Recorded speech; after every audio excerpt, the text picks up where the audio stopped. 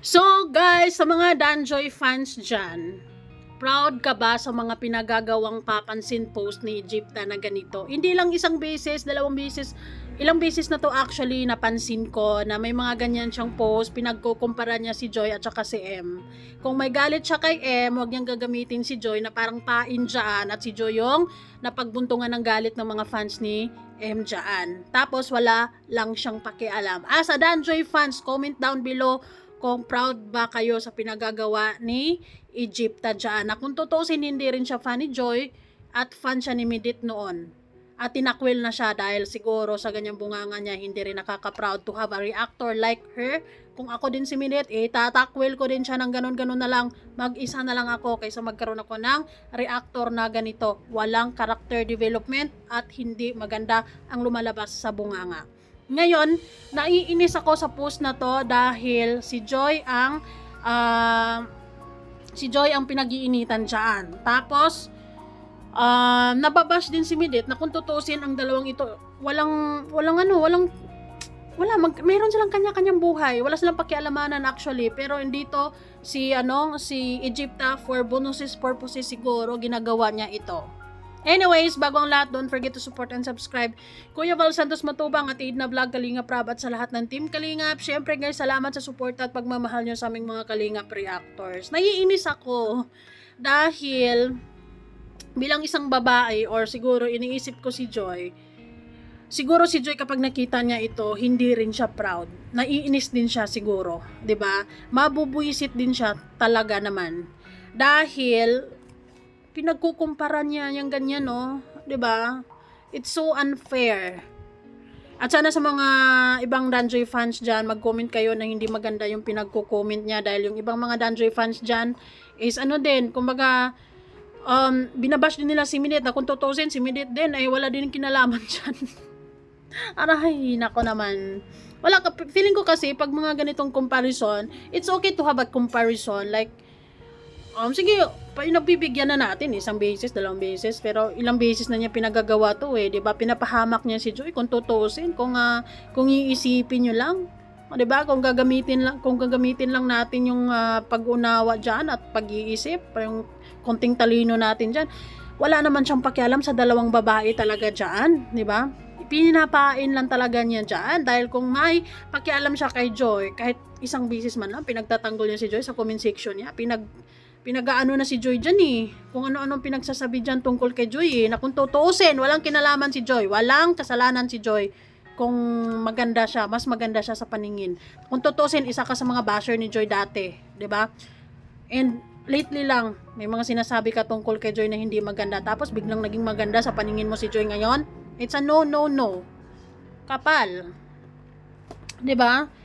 Never. Nakakaloka. And bilang isang babae siguro si Joy, kung magtutupis man siya, she doesn't mean na ay kailangan ko maging ganito para mas angat siya sa iba, 'di ba? Ay, nakakaloka. Naiinis ako tulad ng sinasabi niyang caption, 'di ba? Parang grade 1 buti pa siguro grade 1. Walang character development. It's a heartache. Hello mga ka-Egyptians. Walang sukatan sa mga pambubuli nyo. Headed by Madam Hitler Problema. Don't you know? Hear and see here. Pronouncement. Right now and then. If you don't, sorry na lang kayo. Sexy ni Joy. Gandang topis niya. Yung isa buto, 'di ba? Parang yung mga lumalabas sa bibig niya, alam nyo nang may kailangan ng special attention. 'Di ba? Siguro may intindihan ko yung mga pinagagawa niya ganito kung may kulang siya sa if she needs kung kailangan ng special attention or special child siya, 'di ba? Napaka-sexy yung isa long sleeve na two-piece, pabili kayo kay Madam, 'di ba? Parang hindi nakaka-proud kung tutusin. Kung ako si Joy, never ako maging proud na ikukumpara mo ako sa ibang babae.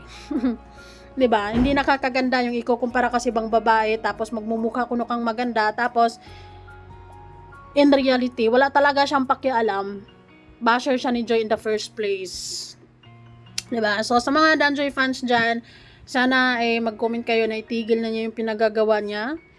Dahil hindi nakaka-proud sa mga pinagagawa niya. Knowing tayong mga Danjoy fans ay lagi-lagi tayong nire-remind ni Kalingap Dan na Danjoy attitude or DJ attitude, ganon, maging mahinahon, maging patas, maging alam yung wag maging balahura. Tapos wala, ang ginagawa ni Egypta dyan, ang purpose niya dyan is pinagsasabong niya talaga ang dalawang fans. Tapos sa huli si Joy naman ang dihado dyan ay dahil yung page niya na yan, ang karamihan sa mga followers niya dyan eh fans ni M, 'di ba? Kakaunti lang siguro ang nakakasubaybay dyan na maka-Joy.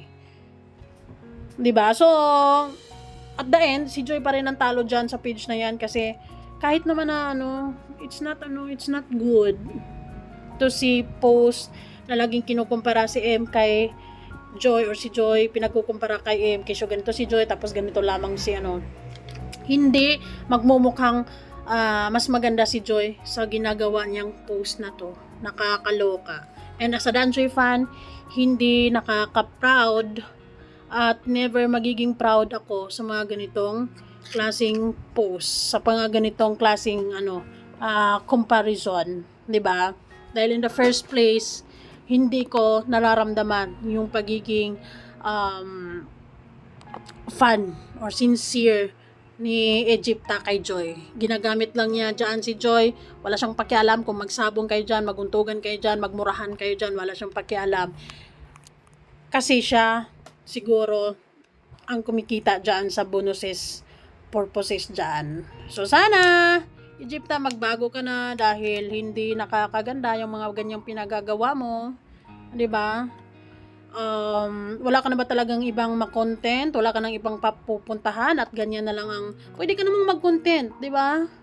Basta hindi naman ganito. Na kung tinakwil ka na ni M diyan, ano mo na siya? Tinakwil ka na nga so ibig sabihin hindi ka na kailangan. So, maglaylo ka na. Wag mo na siyang pakialaman. Kahit tatumbling siya diyan kung anong gagawin niya, it's none of your business na, 'di ba? Pero andyan ka pa rin, pilit mong sinisiksik yung sarili mo sa taong tinakwel ka na ng paulit-ulit. 'Di ba? Tapos gagawin mong bala si Joy diyan. Si Joy, kung kayo mag-away-away kayo mag-away-away, wag gamitin si Joy. 'Di ba? Kasi ginagawa mong diyan parang ginagawa mong pain si Joy diyan 'Di ba? Laban kay M. Ano bang pakialam ni Joy kay M? May kanya-kanya silang buhay. Vice versa, wala din pakialam si M kay Joy kung tutusin. 'Di ba? May kanya-kanya silang buhay siguro kung hindi man sila bate pero andon yung wala din silang siraan. Siguro naman, 'di ba? May kanya-kanya silang buhay ngayon. Move on pag may time ngayon dahil tinakwil ka na M, pabayaan mo siya for real. Wag ganyan. Kung galit ka kay M, i-focus mo yung galit mo kay M at bahala na siyang mag-rebat sa'yo. Wag gamitin si Joy dahil walang kinalaman si Joy. 'Di ba? Ang bihira. Anong ginagawa ni Joy sa'yo? Bakit ka ganyan? Okay lang siguro kung mag-react ka kay Joy. Pero tanggalin mo si M sa picture, 'di ba? Wag yung comparison. Magkaroon naman ng delikadesa. Kung gusto mong sumikat, kung ayaw mo talagang tantanan si M, pwede mo naman punahin yung mga pinagagawa ni M, 'di ba? Kahit hindi ka natanggap sa community niya, punahin mo lang punahin. Basta wag mo lang gamitin si Joy kasi ibang usapan na 'yon, 'di ba? Dahil kung tutusin, hindi mo rin naman talaga mahal si Joy. Wala ka din namang pagmamalasakit kay Joy kahit lalapain si Joy ng mga aso mo dyan. 'Di ba? So stop. Hindi nakaka proud sa part ni Joy. Actually, kung makita ni Joy yan, nakakaloka. Anyway, salamat po. Bye-bye.